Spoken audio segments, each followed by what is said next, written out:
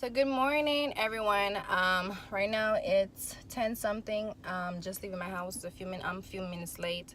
Every time I leave my house a little bit later than usual, I always get the shuttle driver that drives super slow, and I'm hoping I don't get him today because I am like 15 minutes late from leaving the house. My show time is 11:04, so I need to punch in by 11:04. If I'm late, you do get points.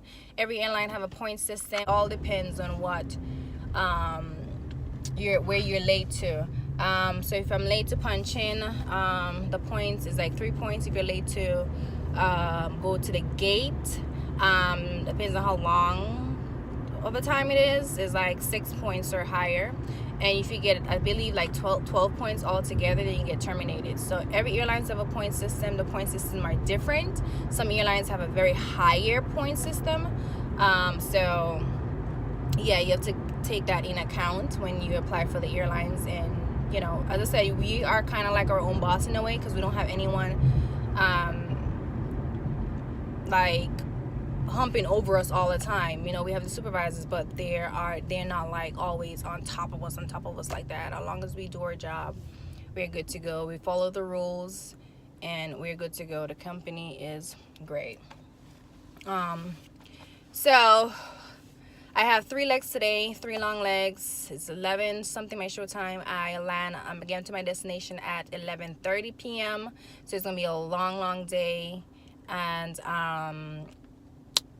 yeah, I think I'm having a new person on this pairing, but thank goodness it's just 3 days. And yeah, the third day I'm good on the third day.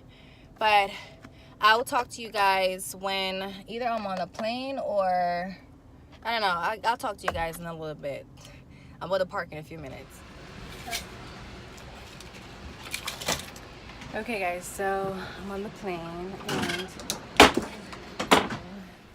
I didn't talk to you guys yesterday, man. I was so tired, super tired when I got in. It's okay. So basically yesterday, I had 3 legs yesterday. We started out at 11. We didn't land here until 11:35. So by the time we did plane, it was like 12 o'clock. On the first 2 legs, we're on a larger plane, the 321. We were with the 2 chasers that we started out with on the 2 legs. The second leg, we switch plane to a 320, and we meet the other chaser on the 320 aircraft. Yesterday went a little smooth. I mean, it basically went smooth and stuff. It just had one passenger that people don't realize she brought on her car seat. And the thing is that people don't realize there are rules, just like how there are rules when you're driving in your car, there are also rules on the aircraft.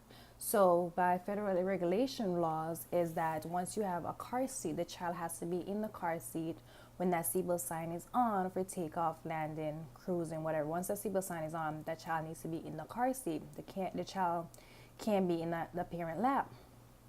And I know sometimes parents, sometimes kids don't want to be in a car seat and blah, blah, blah, because they don't want them to scream and stuff like that. But the thing is that it's for the safety. So say example, like something happened, we had mad turbulence, or we have to do emergency landing and the plane is falling out of the sky, whatever the situation is. And she didn't put that kid in that car seat, and she had that kid on the lap, and the kid get injured or whatever the case may be, the airline would not cover that child for any incident at all because that kid was not secure in the car seat. So basically, the car seat is like the insurance policy for the airline. Your seatbelt is your insurance policy for the airline. That's what you may hear a lot of flight attendants, they make the announcement, like example, the seatbelt sign is on, you get up to use the bathroom while the seatbelt sign is on. And they make announcement like, ladies and gentlemen, just remind you that the seatbelt sign is on. This for your safety and safety of others, please remain to your seat, blah, blah, blah. Or they may tell you face to face, like, hey, just would like to remember your seatbelt sign is on. Or you may press the button, you call them and they say, hey, can I use the bathroom? And they will say, well, I just have to tell you that the seatbelt sign is on. So that's the thing. We can't give you permission to use the restroom once the seatbelt sign is on, or get up once the seatbelt sign is on. But if you do get up once that seatbelt sign is on and something happened to you, then no airline at all will not cover you, and that's the federal regulation law. And a lot of people don't know that. When you educate them on it, they get upset, and it's like, well, I don't really know why you're getting upset, because I'm just educating you. Because a lot of times, even flight attendants, we had 8 flight attendants in the past last week that had they got injured because of turbulence. And I'm pretty sure there were some passengers that were on that flight that weren't secure in your seat with their seatbelt fastened, and they probably got injured too.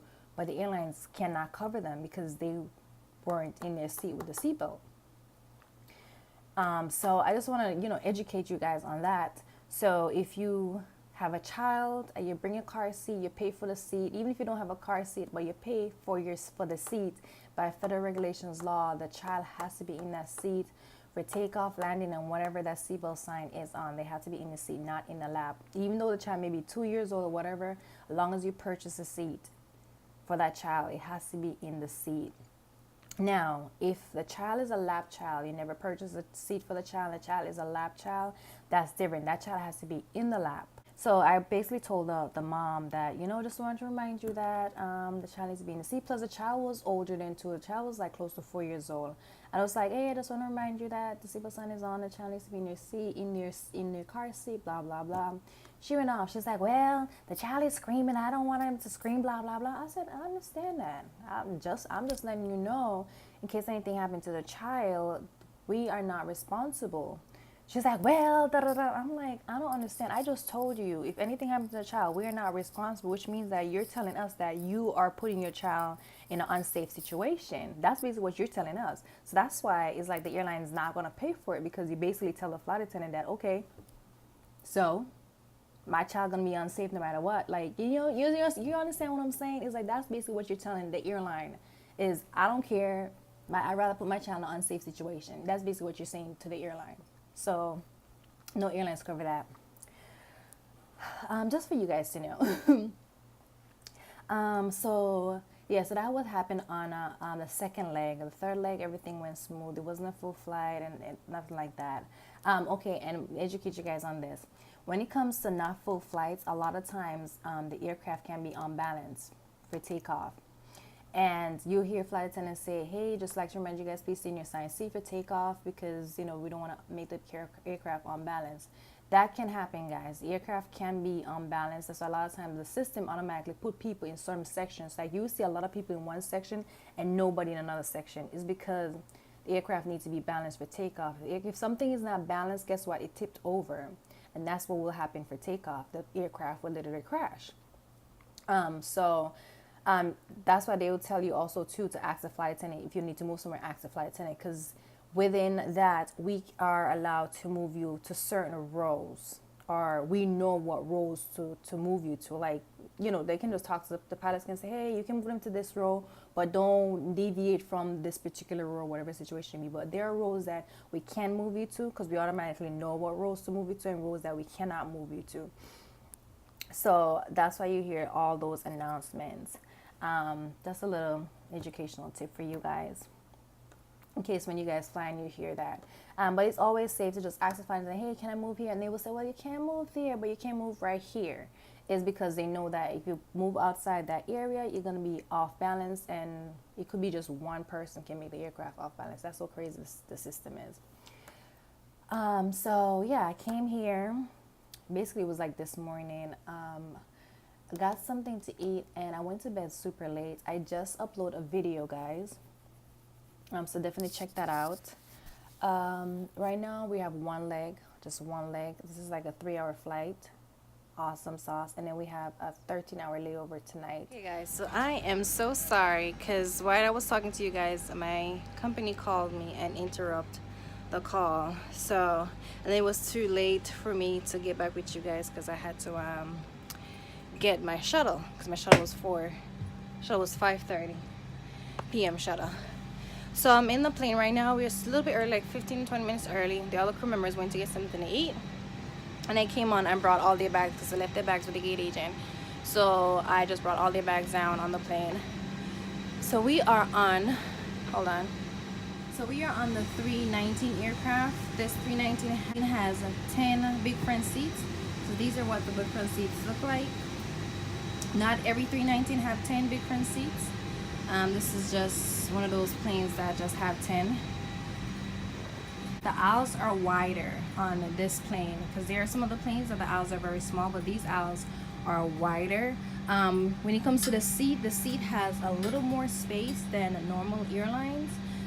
This type of space you probably get with like in not economy, but like first class. You get a large space like this, because I tried to measure it one day, and when I tried to measure it, literally we had a little more space than the other airlines, and this is what the space is for the big front seat.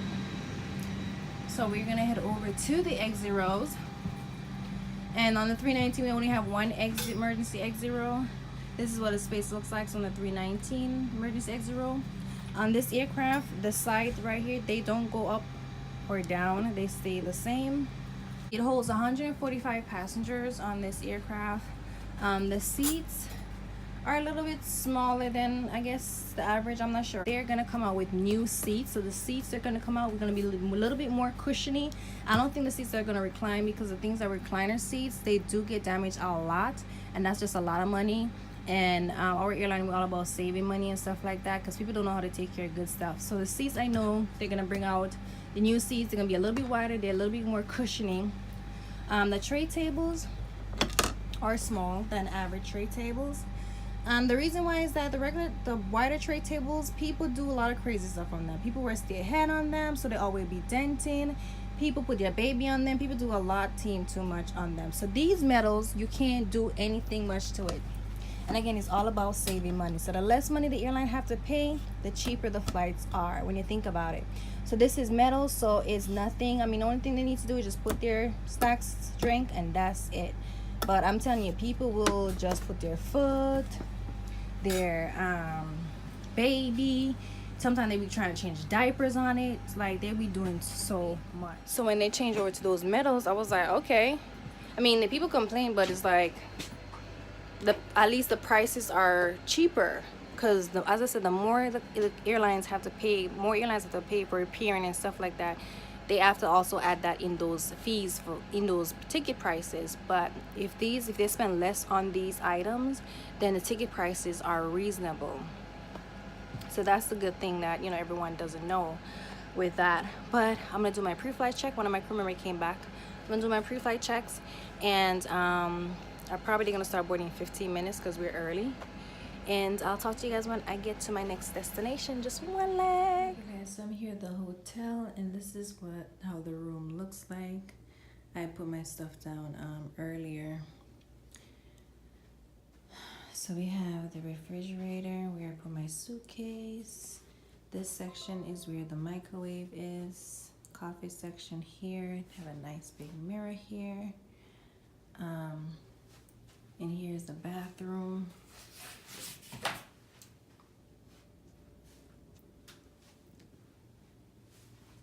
And then you walk through this door, you have the bedroom. These beds are huge.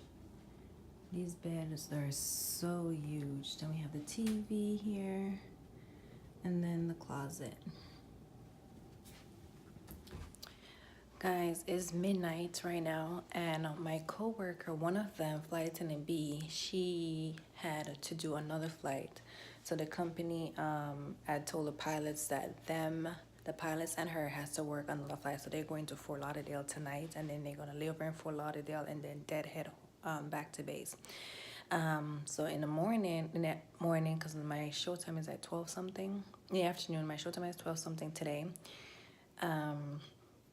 I'm heading to Atlanta and then back to base, and I have to sit in the airport for 3.5 hours because all the flights are full going to Vegas. So that's gonna be my day. Yeah, so the struggle is gonna be real for me tomorrow. But I'm definitely gonna be deadheading home. Deadheading is basically what the company paid a paid ticket for you, a paid seat for you. So you have to be on the flight. They can't leave you. You gotta be on the flight. So you have a confirmed seat. That's your seat because the company paid for it. So I am going to eat something before I go to bed, and I am so tired. My eyes are burning, and I am going to shower and all that good stuff. So this is going to be the end of the vlog, guys. Thank you guys so much for watching. Don't forget to subscribe. Check out my online store, Yes Honey. yesshoneyinfo.com. Follow me on Instagram, yesshoneyBoutique.